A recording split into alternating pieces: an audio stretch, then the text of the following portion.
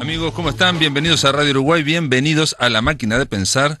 ¿Cómo están? Espero que anden bien. Ya arrancamos este miércoles. En esta semana, que lo hemos dicho una y otra vez, vamos a pasar mañana un audio inédito de una entrevista que le hiciera a Jorge Luis Borges, al gran Borges, el poeta Álvaro Miranda. Ahí Borges va a hablar de muchas cosas, hoy yo lo estuve repasando, y bueno, dice por ejemplo por qué le gustaba más la Odisea que la Ilíada. Dice que nadie puede empatizar o sentir simpatía por Aquiles, en cambio por Odiseo, sí, por todo lo que sufre, es más humano. En fin, va diciendo una serie de, o dice algo muy interesante, como por ejemplo que su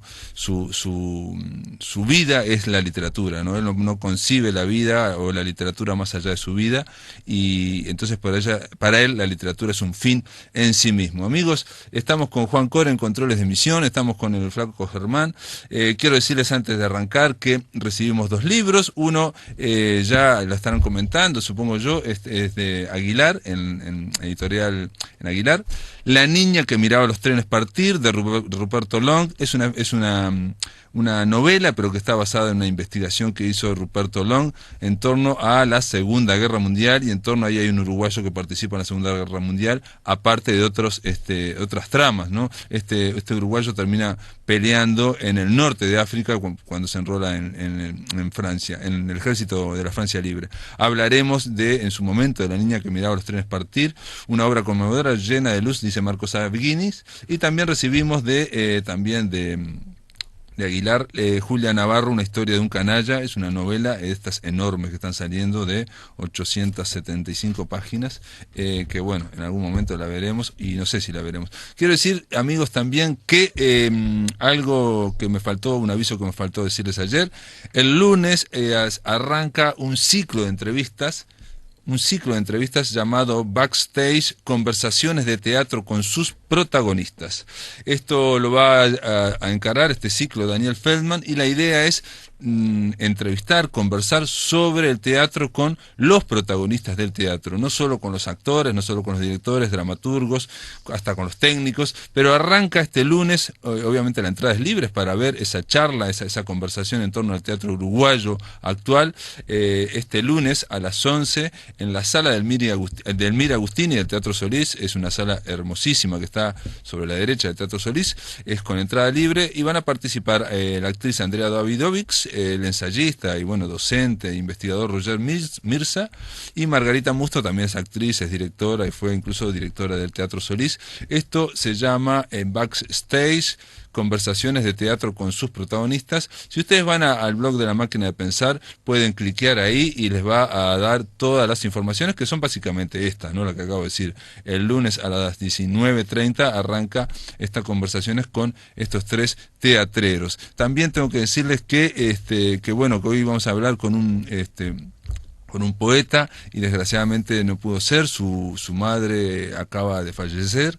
Le mandamos un abrazo muy fuerte, apretado, a Diego Teixeira, que iba a presentar Instantes Frágiles, un libro chico pero muy intenso y muy de alta calidad, que se llama Instantes Frágiles. La presentación iba a ser este viernes, pero obviamente por este problema que tuvo, este tropezón, Diego Teixeira no va a hacer la presentación, lo hará más adelante, obviamente no está con ánimo, pero le mandamos desde acá, de La Máquina de Pensar, un gran abrazo a Diego, y sabemos que estas cosas ocurren. Postales de poesía, simplemente quiero decir que Instantes Frágiles se llama este libro, está con un epígrafe de Circe Maya, que dice: ¿cómo se hará para estirar la mano y atraer hacia aquí todo el presente y atarlo? Ese es el poema, el verso que Diego Teixeira puso para encabezar su poemario Circe Maya, y al final hay una especie de líneas que le dedicó Circe a este libro, y fíjense en lo que le dice: Diego, estoy todavía bajo la impresión que me ha provocado la lectura de los Instantes Frágiles. Hay allí una reflexión poética muy honda, sobre la cual no es posible ponerse a comentar así, prosaicamente, tratando de hacer entrar en otras palabras lo que fue dicho de una manera única e intransferible. Esto dice Circe Maya de este libro, que es chiquito pero que está muy bien, a mí me gustó muchísimo, Instantes Frágiles. Pero bueno, vamos a hablar de Jorge Luis Borges, vamos a hablar de el tango, vamos a recibir acá en La Máquina de Pensar a Julio Schwartzman. ¿Estás ahí, Julio? Sí, buenas noches, ¿qué tal? ¿Cómo andas, Julio? ¿Andas bien? Muy bien, Pablo, sí, muy bien. ¿Vos? Bien, bien, bien. Julio Schwarman es profesor de literatura argentina en la Facultad de Filosofía y Letras de la UBA, se ha doctorado con una tesis y con Julio estuvimos hablando en algún momento a propósito de Letras Gauchas, ese libro tan importante que escribiste en torno a, precisamente a toda la narrativa, a toda la literatura gaucha, digamos, ¿no? Y ahí también hablabas de Borges, incluso la contratapa, cuando lo leí dije, esto parece que lo había escrito Borges, es muy fuerte la contratapa, es muy concisa. Ajá. Sí, sí, esa contratapa, bueno, es una negociación entre un texto mío que presentaba el libro de un punto de vista de mis intereses y de mis asociaciones a través de un poema de Li Po, el gran poeta chino. Sí. Y después, claro, una incursión de la editorial que yo no puedo reprochar, que se orienta más hacia cierta promoción del volumen, ¿no? Claro, claro, claro. Entonces, bueno, no, quiero decir, yo no, ya por lo tanto es un mixto, pero bueno, en fin, funcionó y está bien, ¿no? A mí me gustó, a mí me llamó la atención la contratapa, sí. Que no suele, uno lee muchas contratapas, ¿no? Y a esta altura es como un género muy trillado. Claro, claro. Julio Schwarman, con esto quiero decir que más allá de la literatura argentina, sos un borgiano, te gusta mucho Borges, y te planteamos para hablar de Jorge Luis Borges, y planteaste el tango, la relación con el tango, ¿cómo es eso?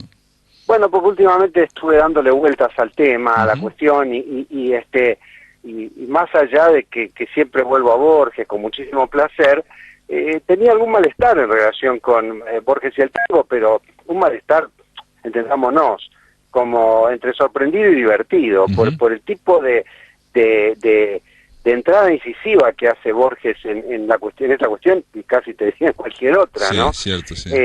Porque bueno, el eje es una fobia, es una cuestión fóbica que desarrolla Borges, de vieja data, sí. No solamente en relación con el tango, sino en relación con algún complejo que se le está jugando ahí, y donde algo tiene que ver la inmigración y el criollismo. Y dentro de la inmigración la marca italiana, ¿no? Alguna vez me parece... Perdón, y también algo que siempre llamaba la atención es su aversión reiterada de Carlos Gardel. Bueno, Carlos Gardel le resulta insoportable. Y hay otra cuestión, y es, digamos, yo diría que tiene una relación fascinada y extrañada con el tango, una relación de poderosa atracción y de poderosa repulsa, nunca elaborada definitivamente. Por lo tanto, en realidad más que nada se trata de un fenómeno súper interesante, diría yo. Básicamente, te pregunto, esta es la pregunta, básicamente porque yo la idea que tengo es que él siempre decía como que el tango que le gustaba era el anterior a Gardel, no sé si habla de Agustín Magaldi, habla del anterior y que después se italianizó y reivindica mucho la milonga sí, porque la milonga está fiel a los orígenes y el tango como que se comercializó, se pervirtió.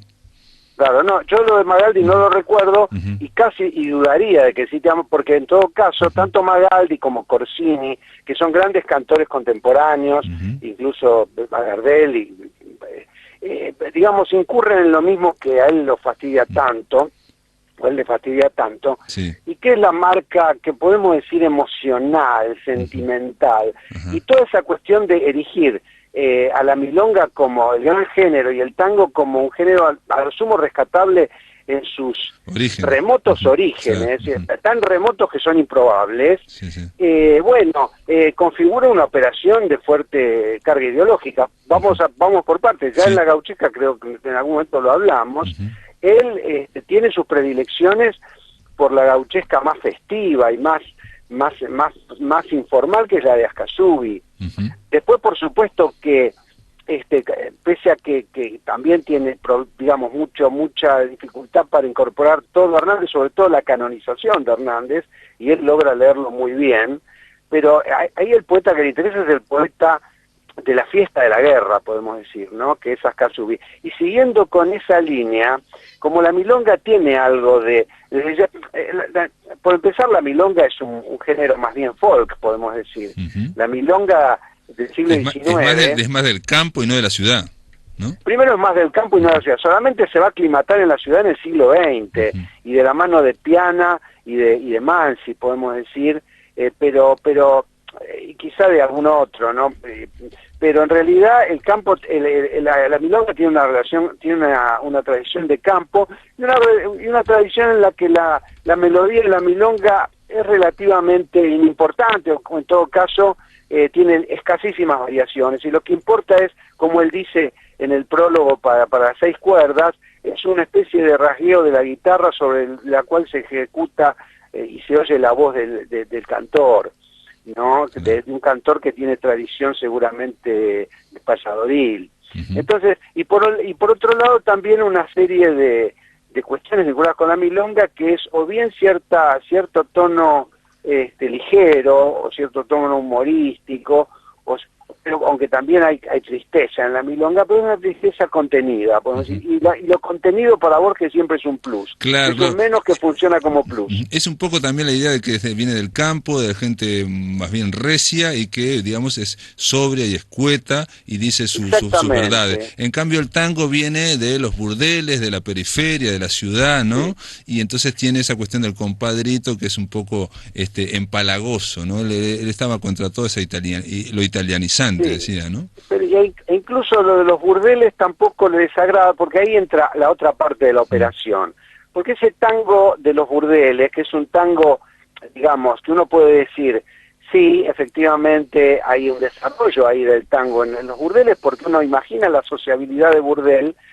Además, burdel es una palabra muy amplia, porque uno podría decir las casas de chinas, los prostíbulos medios, los prostíbulos paquetes, podría decir. Entonces, claro, depende del nivel, vos te encontrabas con una estructura edilicia y con una sociabilidad diferente en el burdel. Podría ser una cosa muy baja los que estaban alrededor de las tropas, por ejemplo, claro, que tenía un funcionamiento que uno podría decir relámpago y bastante triste. Y por otro lado, un prostíbulo más vinculado con la estructura profesional de la población, donde se encontraban los vecinos y hablaban del tema del día, y también donde bailaban con las pupilas si había ocasión y si había, de acuerdo a la infraestructura, si había un piano, imagínate, pero si no, los famosos tríos, ¿no? Los famosos tríos donde el bandoneón no tenía nada que ver, no había llegado, estamos hablando del 80, del 90. Y donde en las esquinas, por ejemplo, el tango lo bailaban los hombres, ¿no?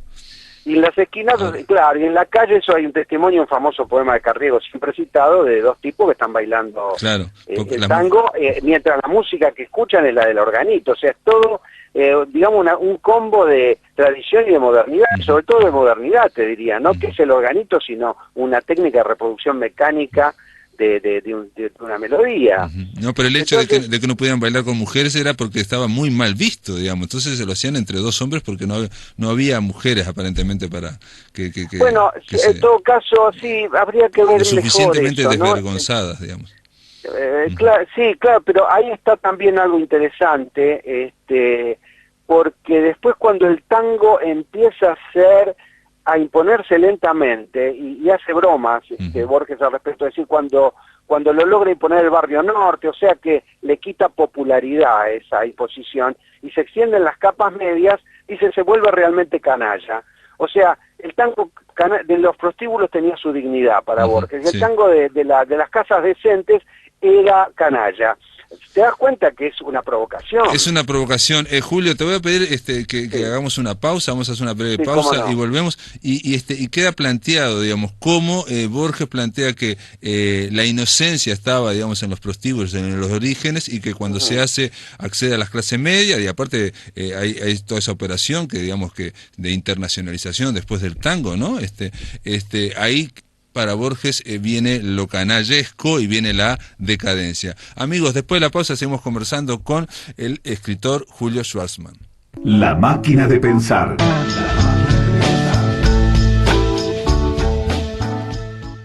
Amigos, continuamos aquí en La Máquina de Pensar, estamos conversando vía telefónica con Julio Schwartzman. Él está allá en Buenos Aires, es profesor de literatura argentina, es investigador, es borgiano, y estábamos conversando con Julio a propósito de por qué a Borges le parece que el tango pierde su esencia o se vuelve canalla o se comercializa, en fin, a partir de su popularización, digamos, en las capas medias. Yo acá Julio estaba buscando buscando ahora en internet y alguien dice, bueno, no, alguien del Centro de Estudios Gardelianos dice que fue en 1917 en la interpretación de Mi Noche Triste cuando Gardel estrena que para Borges significó el comienzo de la decadencia del tango, y que porque perdía el tango primitivo, prostibulario soez, y bueno, volvía a hacer música porteña, ¿no?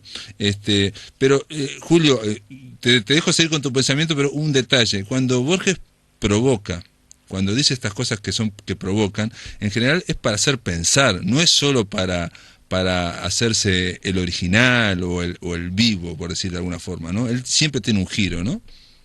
Sí, lo que pasa es que creo que hay cosas que también, digamos, tamizadas por una gran percepción y una gran inteligencia, que tienen, como creo que haber dicho, un carácter fóbico y que no maneja del todo. Por ejemplo, decir que el bandoneón es cobarde, digamos, ¿no?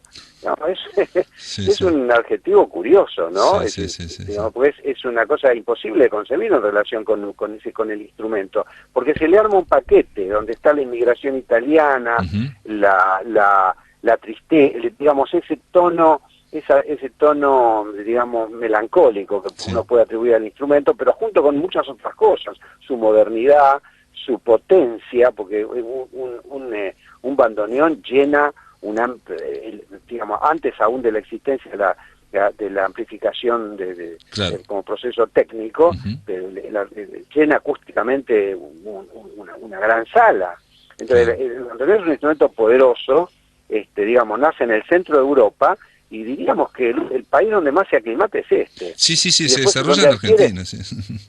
Claro, bueno, estos podemos decir, ¿no? El Cono Sur, podemos decir, porque en realidad ahí tenemos que compartirlo, ¿no? Es cierto, sí, entonces, el tango, por ejemplo, se tocaba con guitarra o con flautas, él dice en un momento. Claro, y como que cuando viene el bandoneón, violín, ¿no es cierto? O sea, los tríos tenían diversas composiciones, incluso, ahora, flauta traversa, ¿no? Ahora,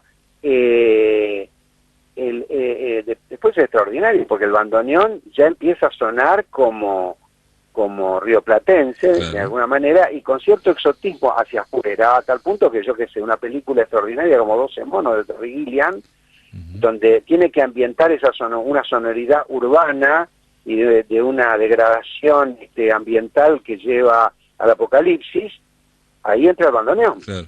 Sí.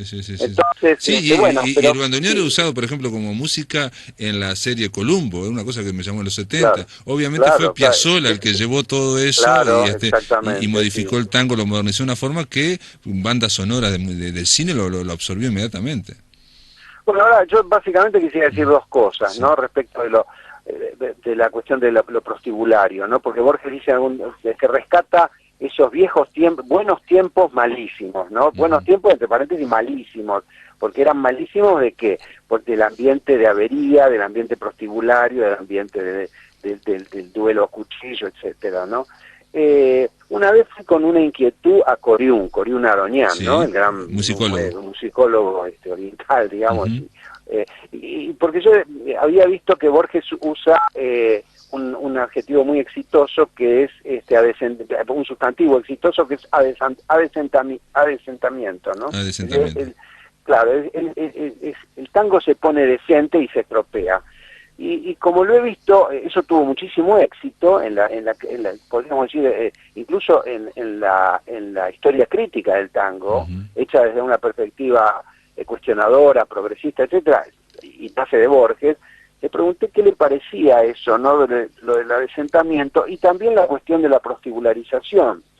Y ahí me dijo dos cosas que me parecieron extraordinarias, ¿no? Uno, como en tanto música prostibularia, en realidad, a fin del siglo XIX, con una enorme modernización y flujo de mano de obra del campo a las ciudades y crecimiento exponencial del prostíbulo, él me decía, en realidad toda la sociedad se prostibulariza, y en realidad toda la música bailable pasaba por el prostíbulo, no especialmente el tango, el vals, la polka. Nadie dice que la polka es prostibularia porque la pasó por el prostíbulo. El gran tema, la gran diferencia del tango, y acá agregaría yo, es que el tango como género, y como género de canción, explotó extraordinariamente ese origen bajo y maldito, y lo transformó en mito, y en su propio mito. O sea, tomó la condena y la asumió, Eso es lo curioso del género, en sus propias ¿no? letras, en su propia historia, claro, en su propia leyenda. y en el personaje de Milonguita, ¿no? Y que es uno de los primeros tangos, ¿no es cierto? Claro. Y ahora, eso por un lado. Y en cuanto al asentamiento, él le dio una versión bastante interesante porque le sacó la cuestión moral, ¿no? Que es lo que pensaba Borges en el sentido, bueno, sería canalla, pero mucho más canalla, y capaz podríamos decir con el neolunfardo careta, sería el tango decente de las casas, de clase media y de la chica que toca el piano con la partitura, que en la partitura básicamente neutraliza el tango, le quita sus asperezas, etcétera.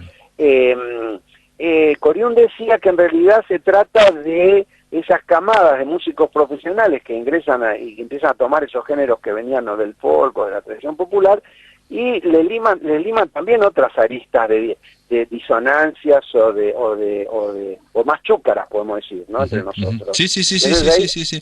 Lo que pasa es que en muy breve tiempo, digamos, el tango saltó, digamos, de ser...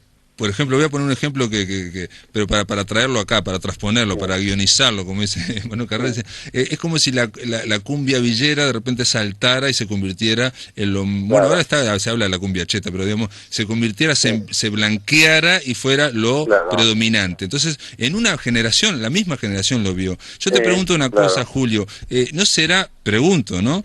Porque una de las ambiciones de Borges como escritor fue plantearse de que él quería escribir la mitología de Buenos Aires, la mitología fundacional de Buenos Aires. E incluso menciona un libro que ya se había escrito en Estados Unidos, que es el que da la base a Pandilla de Nueva York, de Martín Scorsese. O sea, agarrar los malevos, los mafiosos, ¿no? Toda esa gente de ínfimo nivel y ponerlo como si fueran Aquiles, Héctor, hacer la propia épica, digamos, villera, ¿no? ¿Y no será la misma aplicación que hace con el tango? Pregunto. Bueno, él habla a ese respecto de la comédie humaine, ¿no? De la cosa balsaciana, como si el tango en realidad fuera la fuente primigenia de la comedia humana rioplatense, ¿no? Donde está todo, o podríamos decir ya borgianamente, el Aleph, ¿no? Ahora, volviendo a la provocación, un tipo que, digamos, por supuesto Borges también quiere dejar su marca y escribe para las 6 cuerdas, donde hay básicamente coplas que son para la milonga, y de hecho devienen milonga sobre todo gracias a Piazzolla, y bueno, un tango más fallido, que es Alguien le dice al tango, que después saca de la segunda edición de Para las 6 cuerdas, ¿no? Pero en otro sentido, esa relación complicada que tiene con el tango, en el cual lo depura y dice tango sí, pero saca el bandoneón, tango sí, pero le saca Gardel, uno diría, ¿qué queda del tango? Porque el tango es exactamente lo que él saca. Es como si alguien hace una historia del samba y dice, bueno, vamos a sacar a Doribao Caymmi, por ejemplo, estamos Clementina de Jesús, etcétera, y vamos a ver el samba anterior. Y el tango anterior a Gardel, como efectivamente dice el oyente que dice, bueno, el tango nace en el 17, aunque el tango existía mucho antes, pero está bien el encuentro de una música previa con una letra que cuenta una historia, que eso es de Contursi, y con un cantor criollo que por primera vez encuentra el tono y el fraseo para cantar algo, que es el tango cantado. Eso lo inventa Gardel sin ninguna duda. Escuchemos a Gobi o escuchemos a Villoldo cantar tangos y lo vamos a desconocer.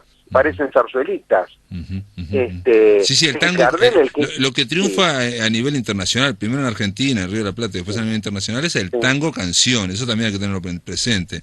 Y es lo que lleva a Gardel a hacer todas esas películas. Sí, previamente triunfa el tango danza, ¿no? El tango baile, que es todas las anécdotas que hay sobre 1910, 1911, París, incluso la cosa mítica de Ricardo Guiraldes bailando el tango en los salones de París, etcétera, y por supuesto escribiendo un poema que denuestra el tango, o sea, esa cosa contradictoria, ¿no? Es decir, o sea, cultivando también la maldición y el mito. Exacto. Entonces, bueno, ¿qué hace? Esa operación de Borges se consuma en la segunda edición de Evaristo Carriego, porque la primera era del 30 y no tenía ese texto llamado locamente Historia del Tango en 15 páginas, pero en la segunda edición de los 50 le pone esa historia del tango y escribe una historia del tango donde no existe Gardel no existe por supuesto Corsini, ni Magaldi, ni Charlo, ni, bueno, lo que quieras.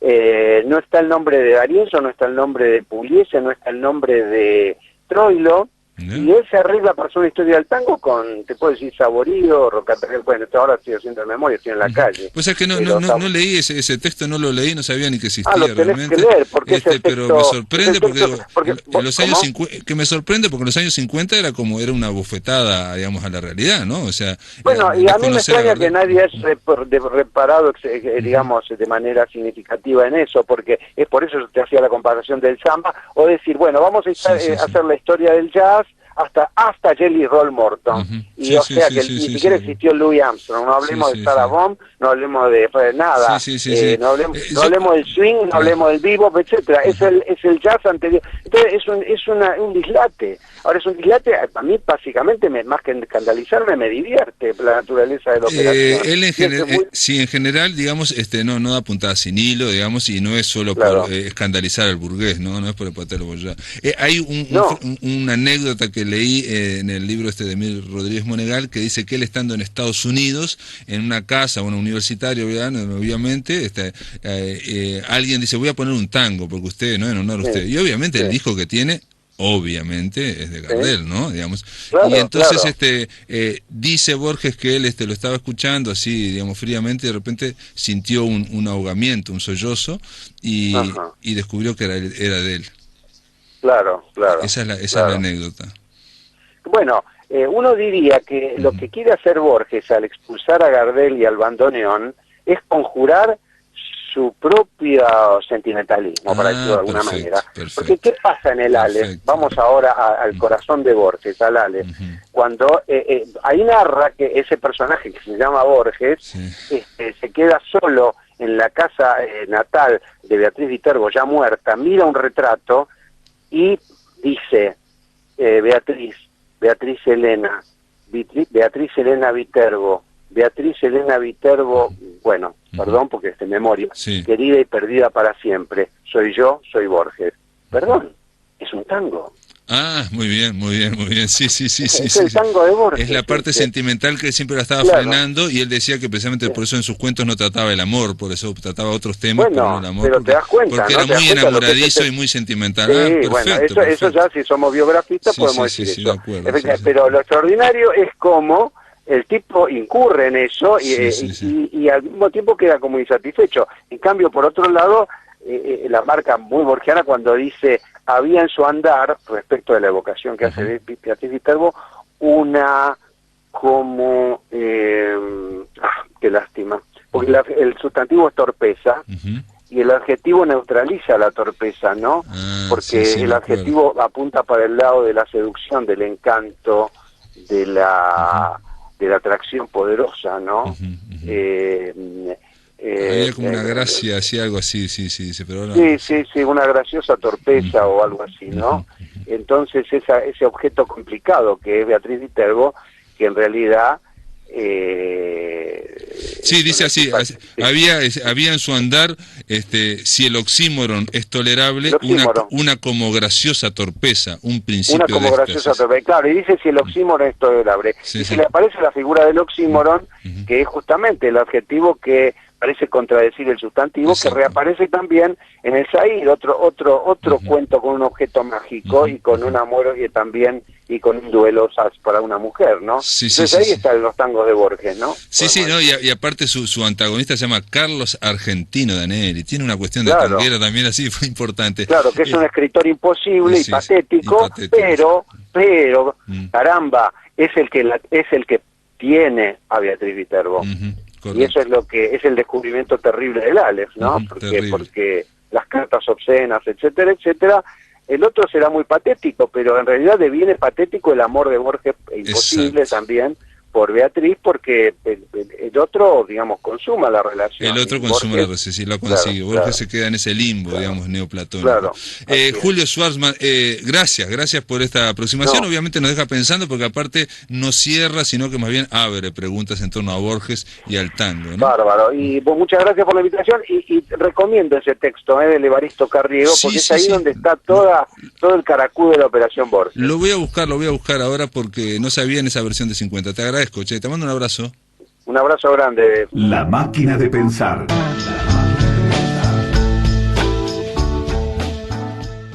Muy bien, amigos, la columna dedicada al taller, a los recursos de escritor de Liliana Villanueva, que viene con un título, Vivir en borrador, casi nada, ¿no? Para los que están aprendiendo a escribir o están escribiendo. ¿Cómo andás, Liliana? Bien, ¿cómo estás vos? Bien, vivir en borrador debe ser terrible, ¿no? Vivir en borrador, bueno, es lo que hacemos muchos. Sí. Mientras tanto, ¿no? Hasta que no se publica todo es borrador. Hasta que uno no concrete, todo es borrador. Es así. Y es una instancia que en algún momento hay que saber terminarla, no darle un final, porque no siempre el borrador colma las expectativas, pero en algún momento hay que terminar ese borrador para pasar a otro, ¿no? Exactamente. Yo quería contar que mi experiencia no viene directamente de la escritura. ¿No? Yo soy arquitecta, Sí. que es una materia donde se dibuja mucho. Nosotros dibujamos planos y planos, borradores sobre borradores, y hay un método que se llama, o se llamaba cuando yo era estudiante, calco sobre calco, Claro. que es poner un papel transparente arriba de otro papel transparente, con un dibujo, por supuesto. Primero se dibujan los bocetos de la idea, luego se pasa a escala, y sobre ese primer plano se pone un calco. Y es ahí donde empieza el proceso de diseño. Lo que estoy haciendo es una analogía, ¿no? Sí, de acuerdo. Que creo que nos sirve también para ver cómo se trabaja la escritura, sin ir demasiado al detalle. Me acuerdo que cuando yo diseñaba, cuando hacía mis diseños para la facultad, ese sándwich de calcos a veces llegaba a tener como 20 hojas. Y había docentes que nos hacían incorporar esos sándwiches de hojas, esos borradores, a la entrega, porque ahí ellos podían corroborar el proceso, ¿no? Y es más, a veces en algunas materias esos borradores eran la parte más importante de la nota, porque estábamos ahí para aprender, para entrenarnos, y no para construir. Exacto. ¿No? En ese caso el proyecto final era el último calco, pasado en limpio, ¿no? Así como un libro es el último borrador al que llegamos. Y ahora voy a hacer la única cita de la noche, A ver. porque el otro día dije muchas citas, y es una frase de Abelardo Castillo, que dijo, nadie escribió nunca un libro, solo se escriben borradores. Un gran escritor es el que escribió el borrador más hermoso. Mirá vos.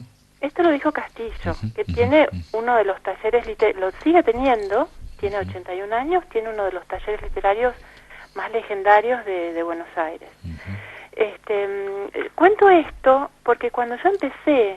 Lo que pasa, perdón que te interrumpa, cuando él dice que los escritores siempre escribieron borradores, desde un punto de vista tiene razón, porque cuando deja de ser borrador, ya entra la industria editorial, ¿no? Ya entran otras personas, entra otra estructura, entra otra lógica, otros plazos, otros tiempos, se convierte en otra cosa.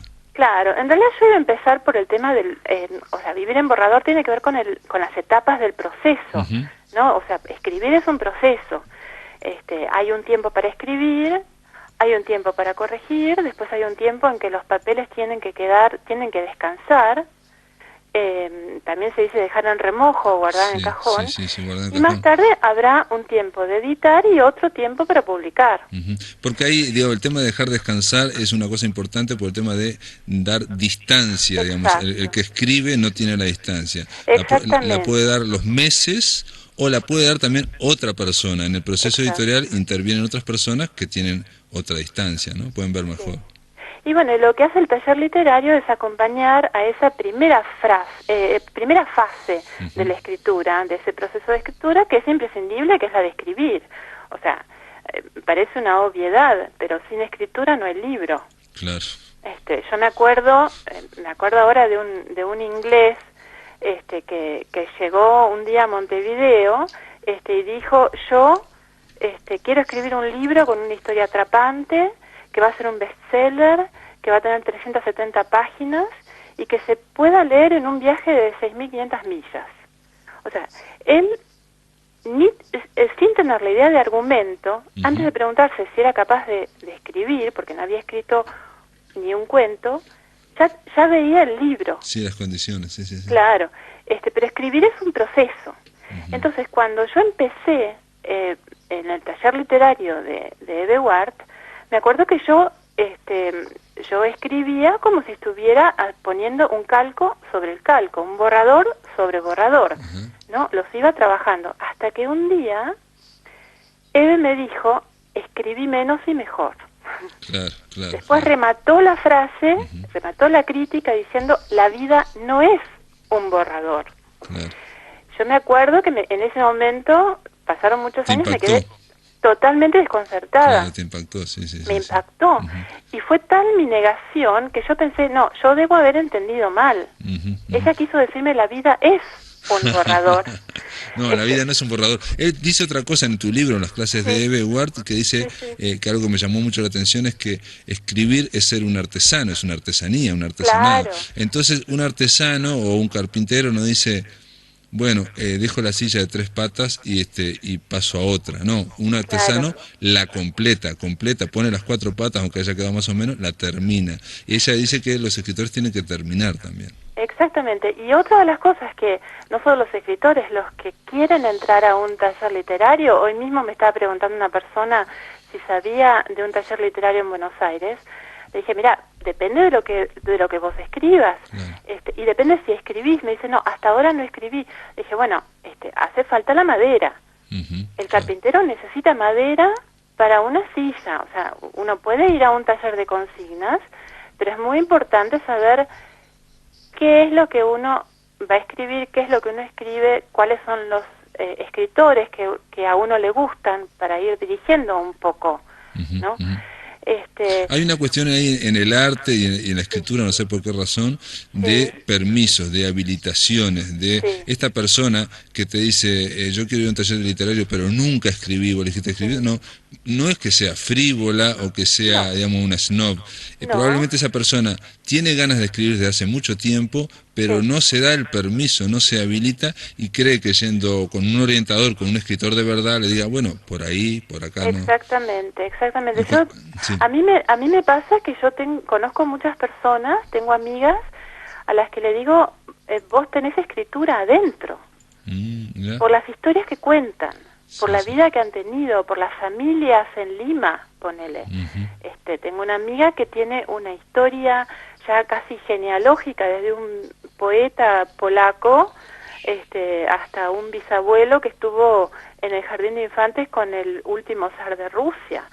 Y la forma en que ella lo cuenta es fantástica.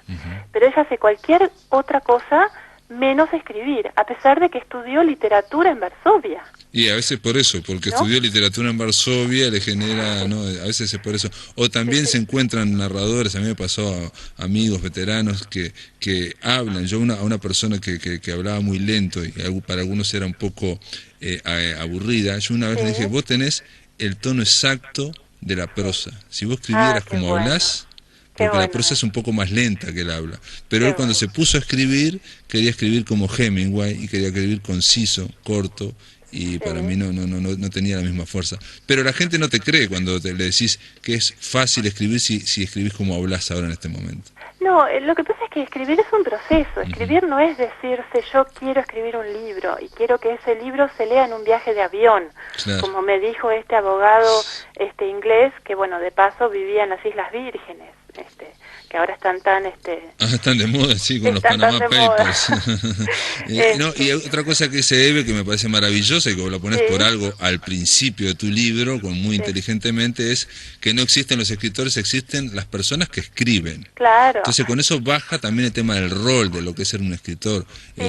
Son hombres y mujeres que escriben. Exactamente, o sea, son personas que escriben, personas que realmente se dan cuenta que es un proceso, que es un oficio, que hay que aprenderlo, o por lo menos practicarlo, y que pasar en limpio es también una toma de responsabilidad. O sea, concretar es decir, bueno, ¿qué estoy haciendo? Estoy yendo a un taller porque me gusta el grupo o porque me gusta charlar. Yo tengo compañeras que hace un año que nos llevan material. Puede llegar a ser un bloqueo, pero también hay una cosa de no querer concretar por diferentes motivos. No, y ahí es una medida, digamos, de evasión, es que si yo no concreto, si pateo la pelota para adelante, puedo decirme a mí mismo que yo soy buen escritor, porque todavía no he contrastado. Es el gran problema que tenemos, digamos, y todo, ¿no? Que es la exposición. Una vez que terminás, tenés que terminar, y después eso queda expuesto, eso se tiene que defender solo. Claro, también está lo otro, también está la gente que publica borradores. No voy a dar nombres, pero hay muchos libros que se publican que son borradores, que le falta una vuelta de tuerca, donde no están bien elegidos los tiempos. De un capítulo a otro capítulo te desubica. Hay libros que están, por ejemplo, un panadero no saca antes los panes del horno para lucirse. Cosa que sí hacemos muchos que escribimos, ¿no? Con ese apuro en publicar. Bueno, hay un vértigo ahora que todo está acelerado, todas las máquinas nos aceleran, y resulta que la literatura es algo que requiere decantación, requiere un tiempo, no se puede acelerar. Pero eso que decís vos de publicar borradores, también les puede caber ese ensayo a algunos escritores muy conocidos que están presionados por publicar porque tienen que sacar un libro, claro, por claro.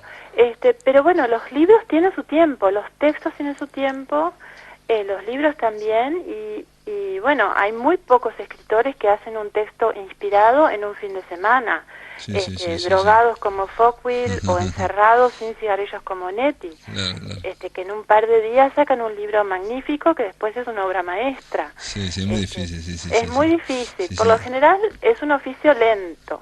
Tarkovsky tiene un libro sobre el cine, y fíjate, habla solo de cine, y dice, creo que se llama Esculpir en el tiempo. Esculpir en el tiempo, La literatura también sería esculpir en el tiempo. Es poco así, esculpir en la memoria, quizás, ¿no? En el recuerdo, en la memoria, depende, o en la imaginación, depende... Claro, pero que lleva un tiempo también, un tiempo personal de vida que también lleva a hacer una apuesta, ¿no? A un texto, ¿no? Claro, seguramente. Ahora recordé que Liliana Hecker decía, otra tallerista, otra guía de taller, que de alguna manera está relacionada con Abelardo Castillo, es un poco la misma escuela. Ella nos decía, yo estuve un poco tiempo con ella, un año y medio, ¿qué apuro tienen en publicar? Decía, cuando lo publicaste ya está, no puedes ir corrigiendo. Sí. Porque hay gente que disfruta con la corrección, que dice que eso es la literatura. Sí, bueno, una vez escuché a Dolina decir que lo difícil lo lindo es haber escrito, no escribir. Claro, en el caso de él, porque sé que se sufría mucho la escritura. Pero bueno, muy bien, Liliana, no sé si querés redondear, ya me queda un minuto y se terminó. Bueno, para redondear, yo no soy muy buena con las moralejas, pero yo diría que bueno, que cada uno tiene que saber qué es lo que tiene que pasar en limpio en su vida y cuándo lo tiene que pasar. Hay momentos. Sí, hay momentos de terminar. Sí.